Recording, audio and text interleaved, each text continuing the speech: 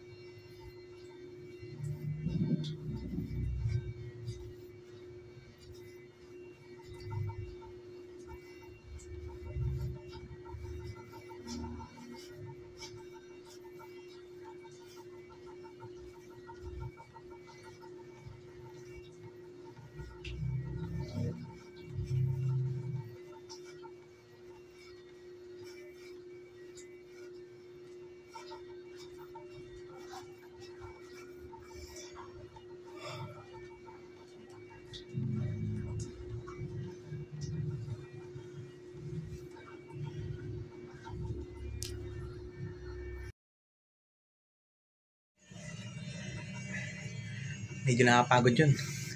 100 punch. Pero hanggang nung naka-50 na ako, medyo mahina na yung suntok eh. Parang tulak na lang. Yan yung mga unang punch ko, mga 1 to 10. Malakas yun. Yeah.